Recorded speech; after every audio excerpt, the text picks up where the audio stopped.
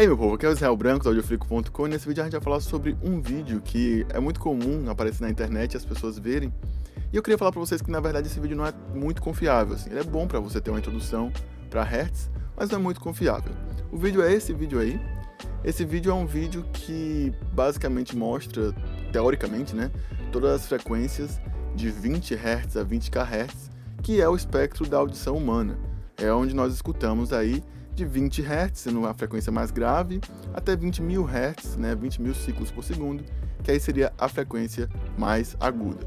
Se você quer uma introdução melhor sobre isso, sobre 20 Hz a 20 kHz e como que a gente escuta, vou colocar aqui um vídeo onde eu falo, o primeiro vídeo desse canal, onde eu falo sobre os princípios do que é decibel, hertz e tempo. Então, assim, o que acontece é que, beleza, o princípio é certo, né? Mas aí as pessoas, quando vão escutar, elas às vezes colocam pra tocar, escutam e falam, pô, escutei até 5.000, ou escutei até 10.000, ou escutei até 12.000, ou escutei até 15.000, ou escutei até 17.000, ou escutei até 19.000, enfim. E elas tiram uma conclusão de até onde elas escutam baseado nesse arquivo. Só que isso não é muito correto e não é muito confiável. Eu vou explicar pra vocês aqui o porquê. Primeiramente, vamos falar do arquivo específico.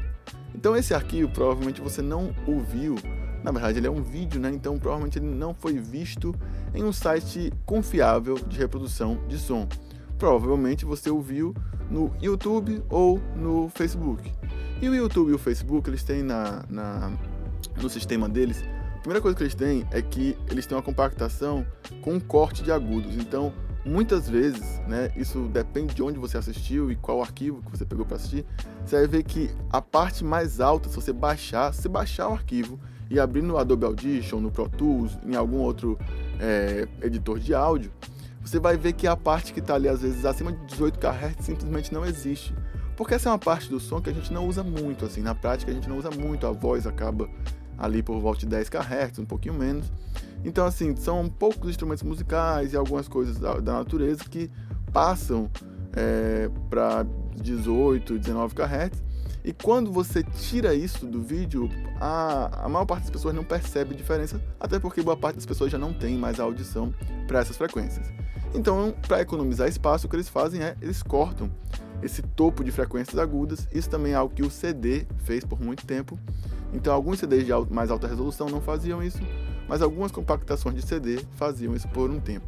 Então, esse é o primeiro problema. O segundo problema é que, por causa da questão de ser um arquivo digital, e ser um arquivo digital altamente comprimido para caber nos servidores que o Google, ou o Facebook, ou qualquer outra empresa usa, eles também podem apresentar problemas. Um dos problemas podem ser, por exemplo, o THD, né, a distorção harmônica, ou pode ser o aliasing, né, que é basicamente você cria frequências pelo fato de que algumas partes são removidas e aí o computador entende aquela frequência de uma forma diferente. Então você pode chegar a criar uma frequência mais aguda, como você também pode chegar a criar uma frequência mais grave.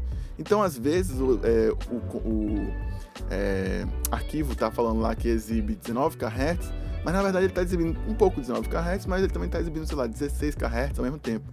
Então você escuta e fala, pô, estou escutando 19 kHz, mas na verdade não necessariamente você está. Então é meio difícil de você dizer se é confiável ou não é confiável. Então essa é a primeira questão, que é sobre o arquivo. A segunda questão é sobre onde você está escutando. Então, assim, se você estiver escutando no seu fone de ouvido, é uma coisa. Se você estiver escutando no seu celular, é uma coisa, na caixa de som do seu celular. Se você estiver escutando numa caixa de som apropriada, é uma coisa. Se você estiver escutando numa caixa de som apropriada, mas você estiver longe ou distante ou abaixo da caixa, de tal forma que, por exemplo, os agudos possam ser prejudicados na sua propagação até o seu ouvido, talvez você não tenha uma boa percepção de certos agudos, por exemplo, né? Por exemplo, talvez a sua caixa de som do seu celular não consiga exibir certos graves. Então você vai estar pensando, pô, não consigo escutar tal frequência grave ou tal frequência aguda, mas na verdade o que acontece é que o seu dispositivo ele não consegue exibir aquela frequência, e isso pode inclusive ser o seu próprio celular e a própria forma como o seu celular está enviando o áudio por meio do DAC embutido lá dele, né? Que é como ele transforma o som digital para o som analógico que vai para o seu fone de ouvido ou para a sua caixa de som. Mas normalmente o problema está na caixa de som ou no fone de ouvido. Então você não tem como usar como referência e falar assim, eu usei a caixa de som no meu celular e escutei até 5.000. Claro que não, você está escutando muito mais do que isso, provavelmente. Escutei no meu fone de ouvido e foi até tanto. É meio difícil, assim.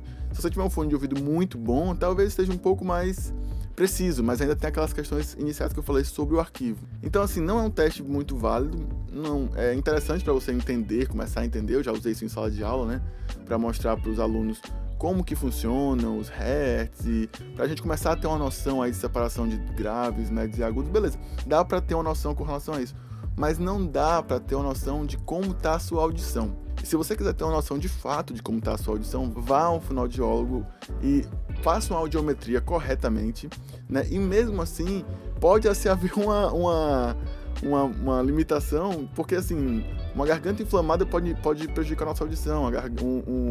Um dia que você esteja mais gripado, algo do tipo, pode prejudicar a sua audição. Sua audição é algo que muda de um tempo, muda um pouquinho de um dia para o outro, né? Não é tão constante assim. Muda inclusive de um minuto para o outro às vezes.